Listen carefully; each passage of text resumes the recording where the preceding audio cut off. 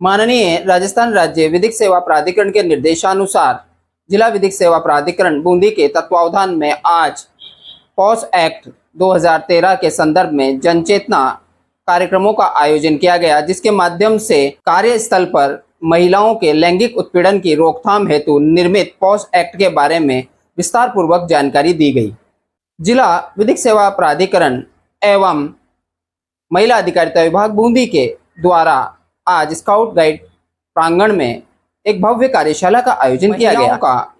कार्यस्थल पर लैंगिक उत्पीड़न न केवल रुके बल्कि इसके लिए एक वातावरण निर्मित हो, यह आज की महती आवश्यकता है। इसी परिप्रेक्ष्य में कामकाजी महिलाओं पर अनुसंधानकर्ता डॉक्टर सविता लोहरी, जो कि एक सामाजिक कार्यकर्ता एवं असिस्टेंट प्रोफेसर है, की अध्यक्षता में कार्यशाला का आयोजन किया गया। साथ ही परिचर्चा एवं प्रश्नोत्तरी कार्यक्रम का आयोजन भी किया गया। इस अवसर पर मुख्य जिला शिक्षा अधिकारी, उपनिदेशक महिला बाल विकास विभाग, सहायक निदेशक महिला अधिकारिता विभाग, विभिन्न सामाजिक संगठनों के प्रतिनिधियों ने सहभागिता की। इस अवसर पर डॉक्टर सर्वेश तिवारी PLV द्वारा पॉस एक्ट के बारे में विस्तृत जानकारी दी गई। कार्यस्थल पर लैंगिक उत्पीड़न प्रतिषेध, प्रतितोष और निवारण अधिनियम 2013 के अंतर्गत जो प्रावधान है और उसमें कौन सी कमेटी गठित होनी चाहिए इत्यादि विषय पर एक ये कार्यशाला है वो रखी जा रही है। महिला अधिकारिता बूंदी आज की जो कार्यशाला रखने का जो पर्पस था सर मैडम की, एक्चुअल में क्या है कि एक कानून का नाम है पॉस। मुझे नहीं लगता कि सबने सुना होगा या हमें उसके पता होगा, उसकी जानकारी होगी कि जो कार्य स्थल पर जो लैंगिक उत्पीड़न है या महिलाओं को जो एक समस्या, यौन उत्पीड़न की जो समस्या है या उनको जो टोका टाकी है या कोई कमेंट उनको जो सुनने को मिलते हैं, वो वर्क प्लेस कोई सा भी हो सकता है,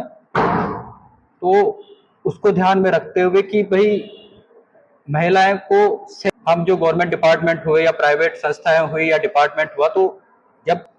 किसी ऑफिस में जाती है तो वहां पे अनसेफ फील करती है या कहीं ना कहीं उसको लगता है कि आप कहीं काम करते हैं या कहीं मीटिंग में जाते हैं या किसी ऑफिस में किसी काम से जाते हैं या हॉस्पिटल जाते हैं या स्कूल जाते हैं या कोई सा भी डिपार्टमेंट हुआ, PWD हुआ, SDM ऑफिस हुआ, कहीं भी ऑफिस में जाते हैं तो आपको कहीं ना कहीं ऐसा लगता है कि कुछ ऐसा हुआ है जो मुझे अच्छा नहीं लगा। आमतौर पे हम लोग क्या करते हैं, हमारे साथ कुछ भी घटना होती है, घर में, परिवार में, वर्क प्लेस में, कहीं भी हो, और वो महिला मैं भी हूँ, मुझे भी लगता है फालतू में कौन पछड़े में पड़े, छोड़ो।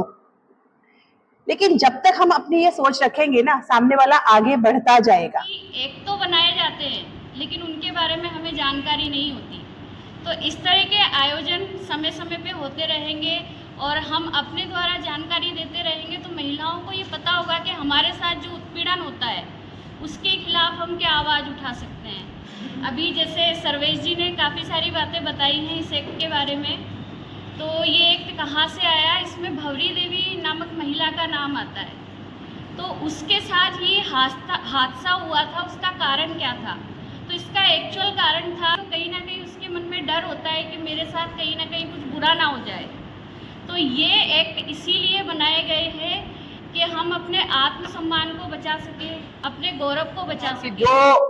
उद्देश्य से आयोजन किया गया है वो तब तक अधूरा है जब तक इस पंपलेट में दी गई जानकारी को आप आत्मसात करें, अपने कार्यक्षेत्र में, अपने आसपास के कार्यक्षेत्र में वातावरण निर्मित करें, इस एक्ट की आवश्यकता ना पड़े और इस एक्ट की जानकारी सबको दें। अपने कार्यस्थल पर अगर ICC का गठन नहीं हुआ है तो वो गठन हो, इसका प्रयास करें। सविता जी ने,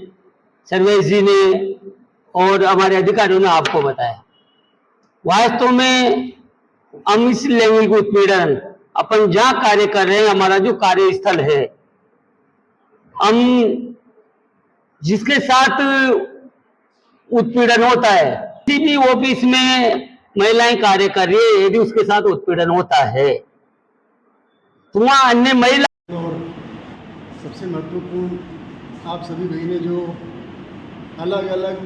क्षेत्रों से आई हैं, आपके कुछ काउंसलर हैं, कुछ किसी NGO के मेंबर हैं, कुछ साथिन हैं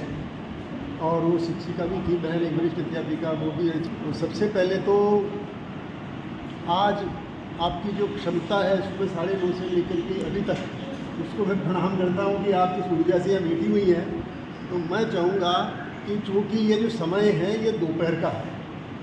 ये संधि का हो रहे उत्पीड़न के लिए आवाज़ नहीं उठाती है, कहीं ना कहीं उनके मन में एक बात यह आ जाती है कि शायद आगे हमारे साथ कुछ और गलत ना हो जाए।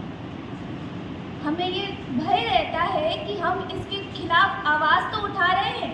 लेकिन पता नहीं कि वो व्यक्ति और कुछ हमारे खिलाफ करे। जब तक उसे पुलिस नहीं पकड़ती या उसके कोई मामला दर्ज नहीं होता है, जब तक मन में यही डर रहता है। सबसे पहले अपने अंदर का डर खत्म करो आप। जब तक अंदर का डर रहेगा ना, आप आगे कुछ नहीं कर पाओगे, किसी को नहीं बोल पाओगे, यहाँ तक कि अपने फैमिली मेंबर्स को भी शेयर नहीं कर पाओगे जब तक आपके अंदर डर है। एक्ट जो बनाया गया है, इसमें बताया गया है कि जो नियोजक होगा वो नियोजन स्थल पर एक कमेटी का गठन करेगा। बहुत सीधा सा प्रश्न है साथिन के लिए, सृष्टि की कम से कम माँ बेटी बहन है कितना नारी, स्टाफ होना शक्ति चाहिए? भक्ति जननी तेजस्वी है हर नारी, अत्याचारों को सहना नहीं, सम्मान से जीना है यही, हर लड़की का सम्मान करे वही असली हीरो है।